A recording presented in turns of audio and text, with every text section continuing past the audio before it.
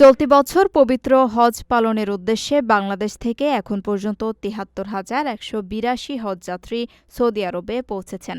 মোট ১৮৯টি ফ্লাইটে তারা ঢাকা ছাড়েন। বৃহস্পতিবার ধর্ম মন্ত্রণালয়ের হজ পোর্টালের আইটি হেল্প ডেস্কের দৈনিক বুলেটিনে এই তথ্য জানানো হয়েছে। তথ্য অনুযায়ী সৌদি আরবে পৌঁছানো হজযাত্রীদের মধ্যে এখন পর্যন্ত ১৮ জনের মৃত্যু হয়েছে। এর মধ্যে ১৩ জন পুরুষ ও ৫ জন নারী।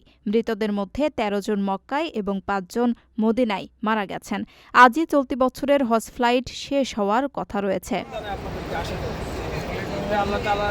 ধর্ম মন্ত্রণালয় জানিয়েছে, এবছর বাংলাদেশ থেকে মোট ৭৮,৫০০ জনের হজ পালনে সৌদি আরব যাওয়ার কথা রয়েছে। এর মধ্যে সরকারি ব্যবস্থাপনায় ৪,৫৬৫ জন এবং বেসরকারি ব্যবস্থাপনায় ৭৩,৯৩৫ জন হজযাত্রী রয়েছেন। হজযাত্রী পরিবহনে এখন পর্যন্ত ৩টি বিমান সংস্থার মোট ১৮৯টি ফ্লাইট পরিচালিত হয়েছে।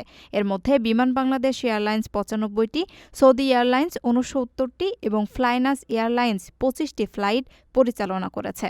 মন্ত্রণালয় সূত্র জানায়, পবিত্র হজ পালন শেষে আগামী ৩০ মে থেকে হজযাত্রীদের ফিরতি ফ্লাইট শুরু হবে। ফিরতি ফ্লাইট চলবে ৩০ জুন পর্যন্ত।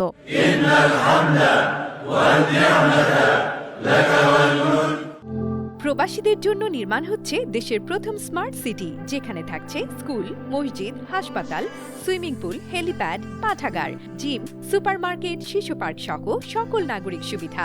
মাত্র ৩০ লাখ টাকা বিনিয়োগে মিলছে আকর্ষণীয় ফ্ল্যাট। প্লাটিনাম ইনভেস্টরদের জন্য ঢাকা বিমানবন্দরে ভিআইপি প্রোটোকল সুবিধা। বিস্তারিত জানতে যোগাযোগ করুন স্ক্রিনে দেয়া হোয়াটসঅ্যাপ অথবা ইমো নাম্বারে।